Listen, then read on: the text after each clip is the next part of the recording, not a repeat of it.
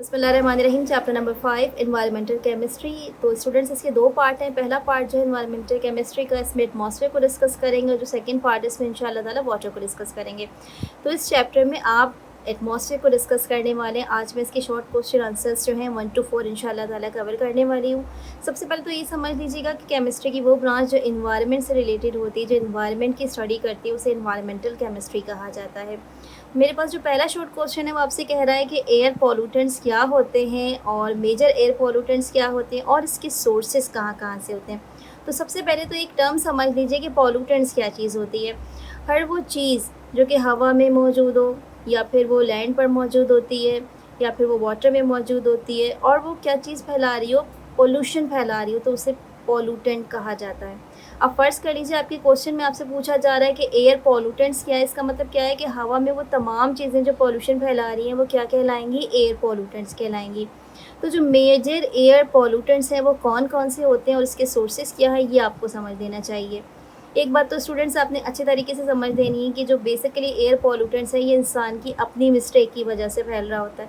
इसकी वजह क्या होती है कि फैक्ट्री साइड से जो धुआं निकल रहा होता है, इसको सीधा सीधा कहा जाता है, ये एयर में चला जाता है, वहाँ पे पोल्यूशन फैला रहा होता है। इसी तरीके से बहुत मरतबा ऐसा होता है कि हम जो बर्निंग कर रहे होते हैं, तो जितनी भी चीज़ें हम बर्न करते हैं, इसका जो धुआं होता है, इसका जो स्मोक होता है, ये सीधा हवा में जा रहा होता है। फॉर एग्जांपल, हर वो प्रोडक्ट जो आप बर्निंग करते हैं, लेट सपोज़ आप हाइड्रोकार्बन्स जो उसको बर्न करते हैं, फोसल्स को करते हैं, फ्यूल्स को करते हैं, तो इसकी वजह से क्या होता है, जितना भी कार्बन होता है वो सीधा सीधा ऑक्सीजन के साथ रिएक्शन करता है और ये दो चीज़ें बनाता है। या तो ये बना रहा होता है कार्बन मोनोऑक्साइड, या फिर ये बना रहा होता है कार्बन डाइऑक्साइड। ये सीधा किधर जाती है, एयर में जाती है, एयर की पॉल्यूशन कॉज करती है।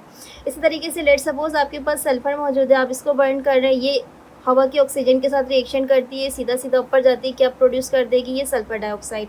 इसी तरीके से नाइट्रोजन कंटेनिंग कंपाउंड होते हैं, ये आप बर्निंग कर रहे होते हैं, या फिर ये फैक्ट्री साइड से जो है नाइट्रोजन, ये सीधा सीधा हवा में मिलता है।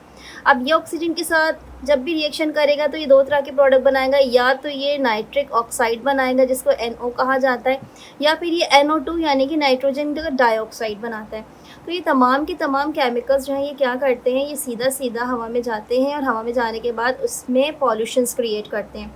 तो ये हो जाता है प्राइमरी पॉल्यूशंस। प्राइमरी पॉल्यूशंस का मतलब ये होता है कि ये इंसानों की गलती की वजह से क्या हुआ है, सीधा सीधा हवा में चला गया। अब ये जो प्राइमरी पॉल्यूशंस हैं ये क्या करते हैं, जब भी बारिश होती है उसके वाटर जो है उसके साथ रिएक्शन करते हैं, वाटर से रिएक्शन करने के बाद अब जो ये पॉल्यूटेंट बनते हैं ये सेकेंडरी पॉल्यूटेंट बन जाते हैं। यानी हमने क्या किया, हमने प्राइमरी पॉल्यूटेंट जो है उसको क्रिएट कर लिया, हमने बर्निंग की, हमने फॉसल फ्यूल्स को बर्न किया, हमने एक्सेस में कोई भी चीज़ जो है केमिकल्स वगैरह के थ्रू जो है हवा में पहुंचा दी। तो ये क्या चीज़ें हो जाएंगी, ये हो जाएंगी प्राइमरी पॉल्यूटेंट्स। अब ये जो प्राइमरी पॉल्यूटेंट्स हैं ये रिएक्शन करते हैं फर्दर और ये किस में कन्वर्ट हो जाते हैं, ये कन्वर्ट हो जाते हैं सेकेंडरी पॉल्यूटेंट में। किस तरीके से, ये भी मैं आपको एक आध एग्जाम्पल जो है इसकी मदद से समझाती हूँ कि लेट सपोज मेरे पास कार्बन मोनोऑक्साइड या कार्बन डाइऑक्साइड गैस मौजूद है। अब ये कार्बन मोनोऑक्साइड या कार्बन डाइऑक्साइड गैस जो है जब भी बारिश होगी उसके वाटर के साथ रिएक्शन करेगी और ये किस में कन्वर्ट हो जाएगी, ये कन्वर्ट हो जाएगी सीधा सीधा कार्बोनिक एसिड में। इसी तरीके से ये सल्फर डाइऑक्साइड है, ये प्राइमरी पॉल्यूटेंट है, ये जैसे ही बारिश होती है उसके वाटर के साथ रिएक्शन करता है, ये किस में कन्वर्ट हो जाता है, ये कन्वर्ट हो जाता है सीधा सीधा H2SO3 में। और इसके अलावा एक कंपोनेंट और होता है जो होता है H2SO4, ये सल्फ्यूरिक एसिड होता है, ये एसिड रेन कॉज कर रहा होता है। ठीक है, इसी तरीके से NO2 है या NO है, ये दोनों के दोनों कंपोनेंट है। जब भी ये रिएक्शन करेंगे वाटर के साथ, अब ये वंस अगेन वाटर कहाँ से आएगा, ये आपको बारिश से मिलेगा, तो ये इसके साथ रिएक्शन करके क्या बना देगा, नाइट्रिक ऑक्साइड। इसका मतलब किस्सा मुख्तसर, हमने प्राइमरी पॉल्यूटेंट प्रोड्यूस किया और प्राइमरी पॉल्यूटेंट्स जो है उन्होंने क्या चीज़ प्रोड्यूस कर दी, सेकेंडरी पॉल्यूटेंट्स। तो आपने सीख लिया कि मेजर एयर पॉल्यूटेंट्स जो हैं वो यही सारे होते हैं जो मैंने अभी आपको बताए। और इसके सोर्सेज क्या होते हैं, इसके सोर्सेज यही होते हैं कि जब आप बर्निंग करते हो तो उसकी वजह से जो है ये प्रोड्यूस हो रहा होता है। ठीक है, तो यहाँ पे आपका क्वेश्चन नंबर 1 जो है ये कंप्लीट हो जाता है। इसकी मजीद इन्फॉर्मेशन पेज नंबर 77 पे मौजूद है, वहाँ से आपने चेक कर लेनी है।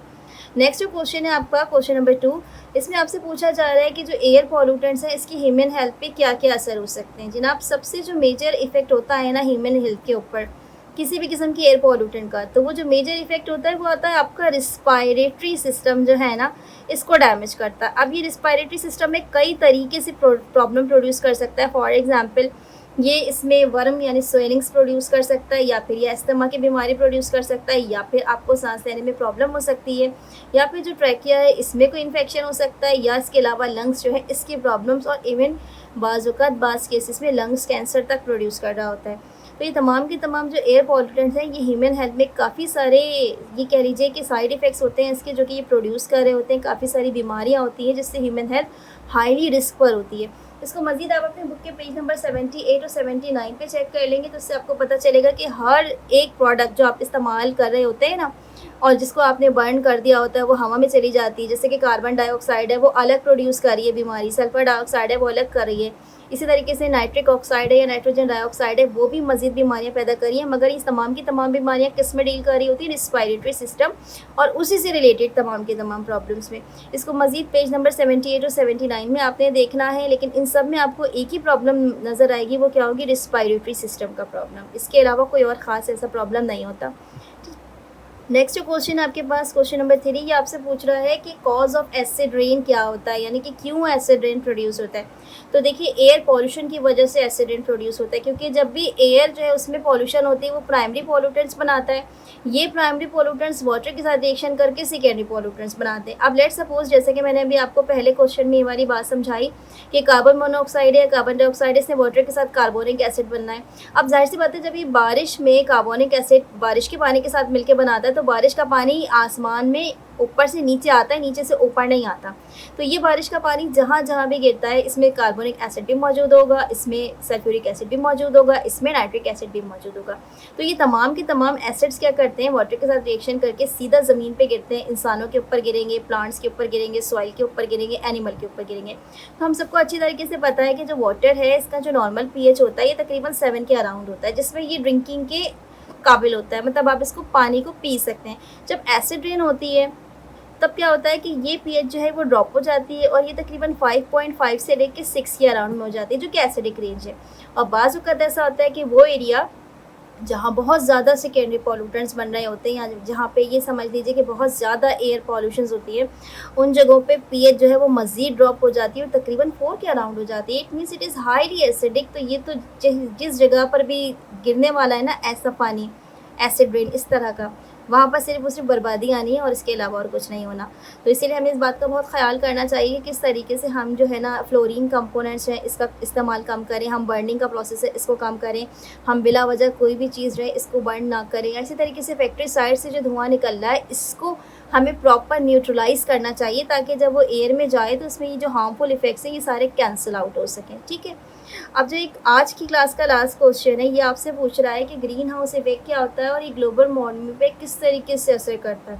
तो सबसे पहले तो आपको ये समझ लेना चाहिए कि ग्लोबल वार्मिंग का मतलब क्या होता है। इसका मतलब ये होता है कि जो मेरा अर्थ है, ठीक है, ये ग्लोब की शक्ल में, ग्लोब का मतलब होता है फ़र्ज़ कर लीजिए एक सर्किल की शक्ल में, तो ये जो अर्थ है इसके गिर्द कार्बन डाइऑक्साइड गैस जो है ना वो इस तरीके से एक एनवेलप सा बना लेती है। तो जो कार्बन डाइऑक्साइड गैस है ये हमारा अर्थ है, लेट्स सपोज, ये इसके आसपास क्या करेंगी? एक एनवेलप बना लेंगी। तो इनका एक प्रॉपर इक्विलिब्रियम होता है, किस तरीके से कि हम तमाम इंसान क्या करते हैं? ऑक्सीजन को इनहेल करते हैं, कार्बन डाइऑक्साइड को बाहर हम एक्सपेल करते हैं।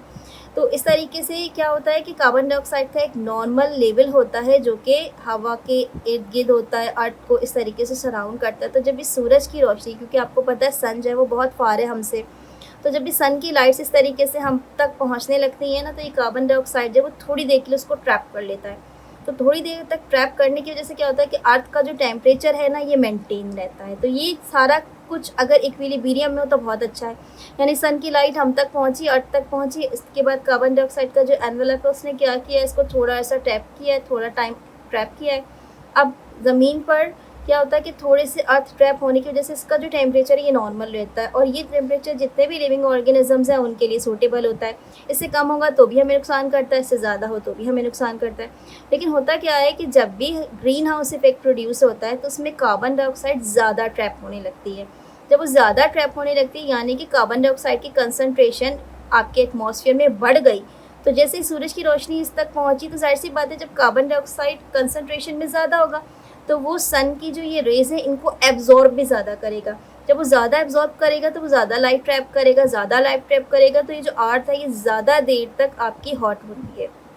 तो जब ये ज़्यादा देर तक हॉट होती है तो उसका जो टेम्परेचर है वो ऑटोमेटिकली क्या हो जाता है, बढ़ जाता है। तो कहा जाता है कि ये अर्थ जो है जब से इसकी पैदाइश हुई है तब से लेके अब तक इसका जो टेम्परेचर तकरीबन 15 डिग्री सेंटीग्रेड बढ़ गया है। यानी इसका टेम्परेचर अभी के टेम्परेचर से तकरीबन 15 डिग्री सेंटीग्रेड लेस होना चाहिए था, लेकिन वो नहीं हुआ। क्यों? क्योंकि कार्बन डाइऑक्साइड जो है वो ज़्यादा हीट को ट्रैप कर रही है। तो ग्रेजुअली अगर हमने अपने इस पूरे सर्किल के ऊपर यानी कार्बन डाइऑक्साइड की जो कंसनट्रेशन है इसके सर्किल पे काबू नहीं पाया तो इन फ्यूचर ये 15 डिग्री सेंटीग्रेड से भी बहुत बढ़ जाएगा, ये 13 डिग्री सेंटीग्रेड पर भी जा सकता है। तो ऐसे में आपको पता है कि लिविंग बॉडी जो है वो एक ख़ास टेम्परेचर पर ही अर्थ पे एग्जिस्ट करेगी, इससे ज़्यादा नहीं करती। तो इसीलिए ये जो ग्रीन हाउस इफ़ेक्ट है ये डायरेक्टली किससे रिलेटेड हो जाता है, आपकी ग्लोबल वार्मिंग से। ये आपकी अर्थ को क्या करता है, गर्म करता है, क्योंकि इसकी वजह क्या है, कार्बन डाइऑक्साइड की जो कंसनट्रेशन होती है वो इंक्रीज़ हो जाती है, वो सन से ज़्यादा लाइट्स को ट्रैप करती है और इसी वजह से जो आपका अर्थ है ये ज़्यादा हॉट हो जाता है। ठीक है, तो आज की वीडियो जो है वो इतनी ही थी। इंशाल्लाह ताला अगली वीडियो में इसका जो नेक्स्ट पार्ट है वो हम कंप्लीट करेंगे। तब तक अपना बहुत सारा ख्याल रखिएगा। टेक केयर, अल्लाह हाफ़िज़।